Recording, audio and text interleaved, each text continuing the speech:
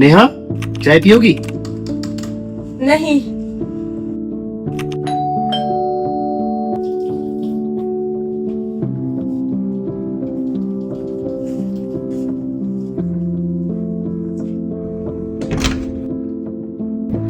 अरे अमित, आओ यार।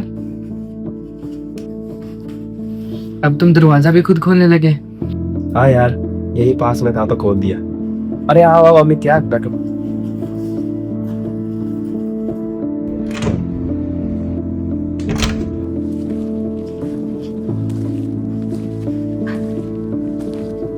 उसके भाभी जी।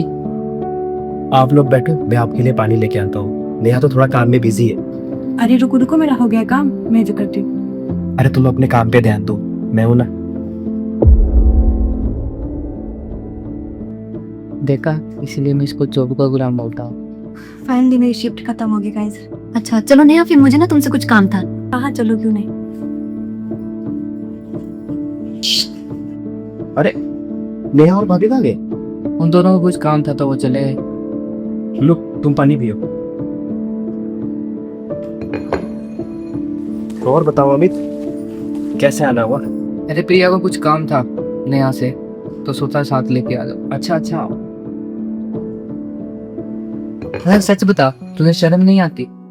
किस बात की शर्म यार? बीवी के लिए खाना बनाना, कपड़े धोना, मेहमानों को खाना सर्व करना, ये सब तो औरतों का काम है। और ये तय किसने किया? अरे भाई, सदियों से यही चलता आ रहा है। सदियों से तो बहुत कुछ चलता है, हर पुरानी चीज सही नहीं होती। लेकिन मर्दों की भी तो कोई शान होती है। कौन सी शान? जैसे घर के काम औरतें करे। मुझे तो ये उल्टा लगता है। मतलब? भूख तो मुझे भी लगती है, तो मुझे खाना बनाना आना चाहिए। अगर मैं अपनी ही बेसिक जरूरतों को पूरी नहीं कर सकता तो ये शान नहीं, कमजोरी है। और ऐसा भी नहीं है कि हमेशा मैं ही खाना बनाता हूँ। मैं जब भी ऑफिस से लेट आता हूँ तो नेहा भी मेरे लिए खाना बनाती है, मेरा इंतजार करती है और मेरे बाकी काम भी कर देती है। और जो तुम अपना घर परिवार छोड़कर बीवी के पीछे पीछे आ गए, उसका क्या? तो मैं कहाँ भागा जिम्मेदारी से? तो अलग क्यों रहने लगे? क्योंकि हर चीज को प्रैक्टिकली देखना भी जरूरी है। तुझे याद है ना, नेहा हमारे कॉलेज की टॉपर थी। उसने अपने करियर के लिए बहुत मेहनत की है। शादी से पहले उसने मुझे ये बात क्लियर कर दी थी कि वो सिर्फ हाउस वाइफ बन के नहीं रहना चाहती है, वो अपने करियर में कुछ ना कुछ करना चाहती है। घर पे इस बात को लेकर बहुत तनाव होने लगा। माँ को घर के काम संभालने वाली बहू चाहिए थी, पर नेहा अपना करियर नहीं छोड़ना चाहती थी।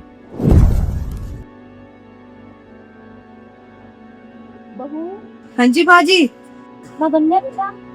बन रहा है बाजी। जल्दी है यार, वो भूख लगी है। बाजी खाना खा लीजिए।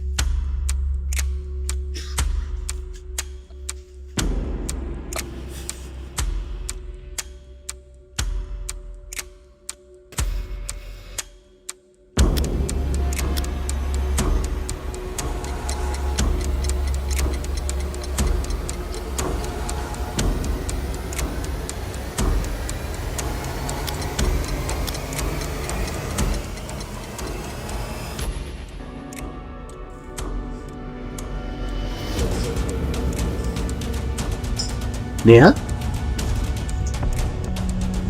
नेहा, अरे कुछ बोल क्यों नहीं रही हो?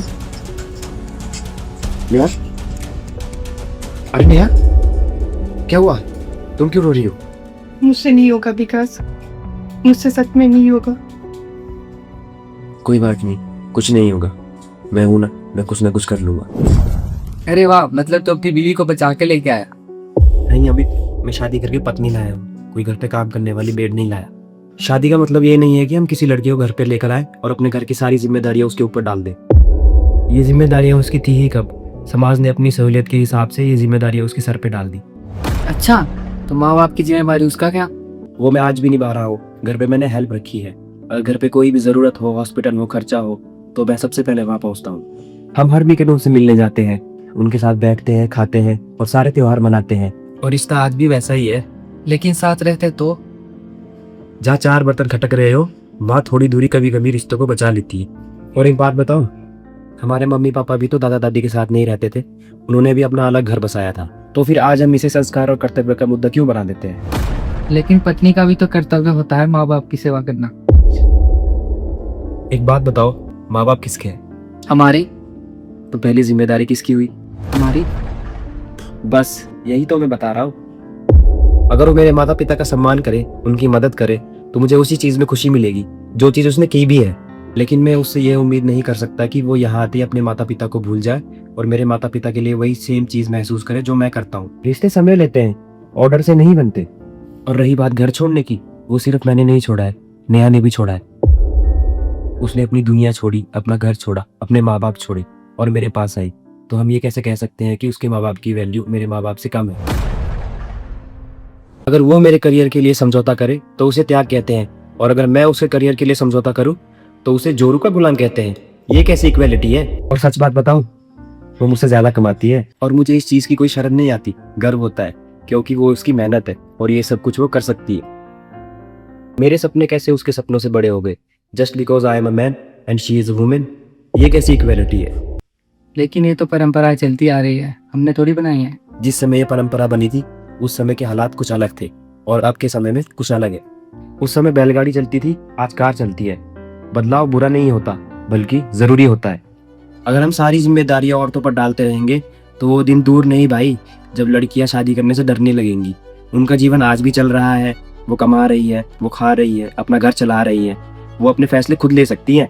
लड़कियों को डर शादी से थोड़ी है, उन्हें डर उस बोझ से है जो हमने उनके कंधों पर रखा है, जिसको तुम लोग कर्तव्य कहते हो, जबकि वो उनका था ही नहीं। सुन अमित, बदलाव की शुरुआत हमें खुद से करनी होगी। कल को इसी समाज में हमारी बेटियों ने भी जीना है। ये क्या बात कर रहे किस ये सब? क्या हुआ?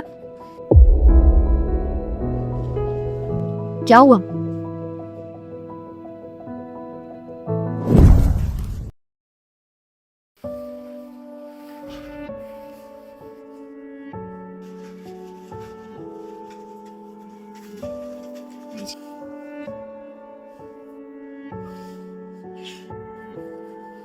सुनिए,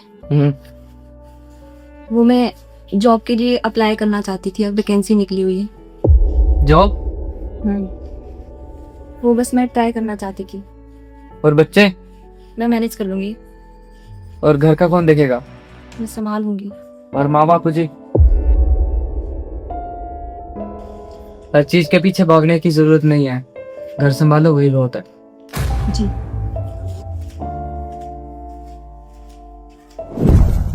क्या बातें कर रहे तुम दोनों? कुछ नहीं, बस ऐसी पुरानी बातें कर रहे थे। अच्छा।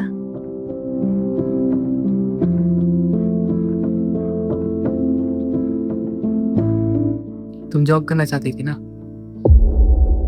हाँ, पर उस बारे में तो बात हो गई थी ना हमारी। इंटरव्यू कब है? क्या? कब जाना है इंटरव्यू देने? लेकिन घर घर दोनों का है, दोनों मिलकर संभाल लेंगे। और बच्चे हमारे हैं, मिलकर संभाल लेंगे। और माँ बाबूजी को ध्यान कौन रखेगा? माँ बापू जी मेरे भी है, तो जिम्मेदारी मेरी भी बनती है। और खाना? भूख मुझे भी लगती है, तो खाना बनाना मुझे भी आना चाहिए। क्यों विकास भाई? ठीक है विकास भाई, हम चलते हैं। ठीक है। ठीक है, अभी खाना बनाना भी सीखना है।